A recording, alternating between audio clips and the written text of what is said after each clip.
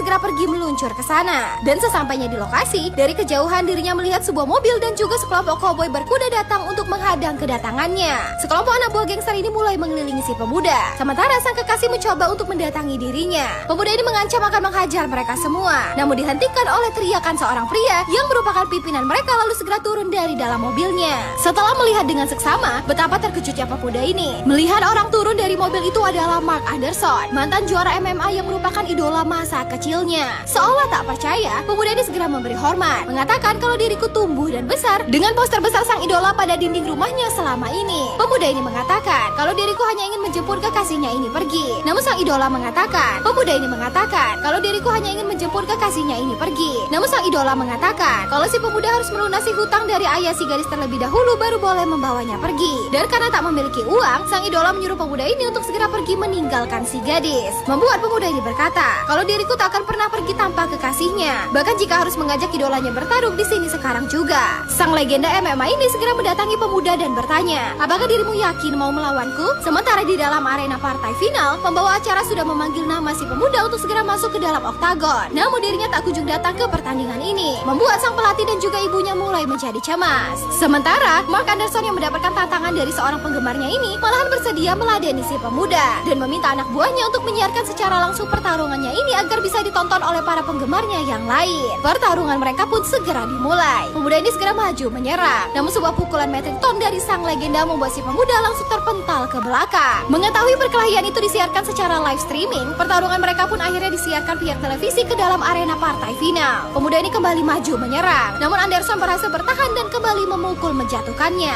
Anderson pun tertawa senang dan juga pendukungnya yang bersorak gembira. Sementara pertarungan mereka juga ditonton oleh jutaan orang yang menyaksikan melalui live streaming. Sebuah pertarungan antara petarung juara kelas ringan melawan seorang legenda mantan juara MMA kelas berat. Dengan memanfaatkan ruang sempit, pemuda ini mencoba melawan dan menyudutkan idolanya. Namun lagi-lagi dia berhasil dilempar keluar oleh Anderson. Ketika terbaring di lantai, pemuda ini mulai teringat kembali dengan semua perkataan ibunya yang mengatakan kepada dirinya, ingatlah dengan kematian ayahmu agar semangatmu bisa kembali lagi. Lalu mulai berteriak ke idolanya, kalau dirimu adalah si botak yang telah membunuh ayahku, dan teriakan ibunya membuat si pemuda kembali bersemangat. Lalu mulai maju menghajar dan terus mengejar Anderson ke atas tangga. Lalu mereka pun saling memukul dan menjatuhkan. Setelah berhasil melempar menembus pintu dan mulai melakukan kuncian dari belakang kepada sang idola, pemuda ini kemudian mulai menggigit telinganya sehingga membuat semua penonton kembali bersorak. Dilanjutkan oleh si pemuda yang kembali menyeruduk dan mulai membanting tubuh Anderson dengan teknik gulat Karim Nagar yang dikuasainya sehingga membuat Anderson mulai menjadi pusing. Setelah dibanting berkali-kali, pemuda ini menutup dengan sebuah pukulan dan akhirnya berhasil mengalahkan idolanya tersebut.